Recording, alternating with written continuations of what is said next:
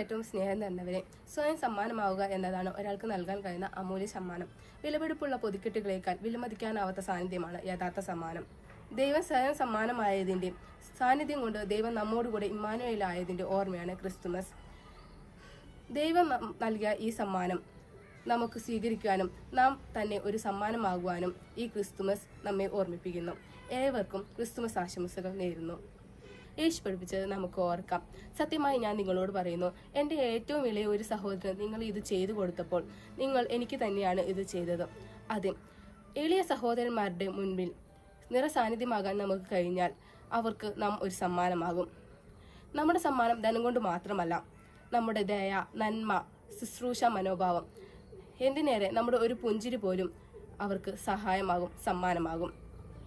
യേശു എല്ലാവർക്കും വേണ്ടിയാണ് സമ്മാനമായത്. എന്നാൽ എല്ലാവരും യേശുവിനെ സ്വീകരിച്ചത് വിവിധ തരത്തിലാണ്.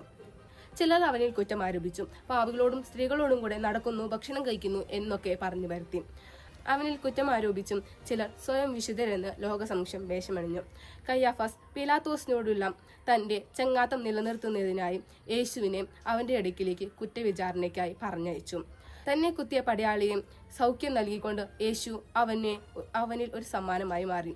ലോകത്തിലെ ഏറ്റവും നിഷ്കളങ്കനായ വ്യക്തി സ്വയം സമ്മാനമായത് എല്ലാവരും അവനെ ഒരുപോലെ സ്വീകരിച്ചത് കൊണ്ടല്ല, മറിച്ച് പരിഹസിച്ചവരെയും കുറ്റപ്പെടുത്തിയവരോടും കല്ലെറിഞ്ഞവരോടും ഒരു വാക്കുപോലും മറിച്ച് പറയാതെ ക്ഷമിച്ചതുകൊണ്ടാണ്. അതെ, സമ്മാനങ്ങൾ വിശിഷ്ടമാകുന്നത് അത് കൊടുക്കുന്നവരുടെ വൈശിഷ്ട്യം കൊണ്ടാണ്. ആഗ്രഹിക്കാതെ ലഭിക്കുന്ന സമ്മാനങ്ങളും പ്രതീക്ഷിക്കാതെ നൽകുന്ന സമ്മാനങ്ങളിലും ഒരു സ്വാഭാവിക വിശുദ്ധിയുണ്ട്. ആ വിശുദ്ധിയിലേക്കാണ് ദൈവം നമ്മെ എല്ലാവരെയും ക്ഷണിക്കുന്നത്.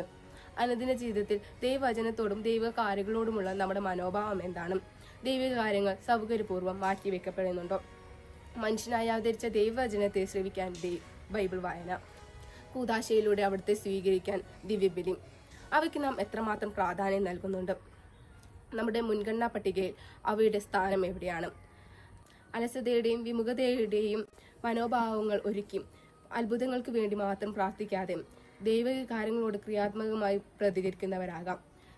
നമുക്ക് ദൈവം നൽകിയ സമ്മാനങ്ങൾ സ്വീകരിക്കുവാനും നാം തന്നെ ഒരു സമ്മാനമാകുവാനും സാധിക്കട്ടെ എന്ന് ഞാൻ പ്രാർത്ഥിക്കുന്നു.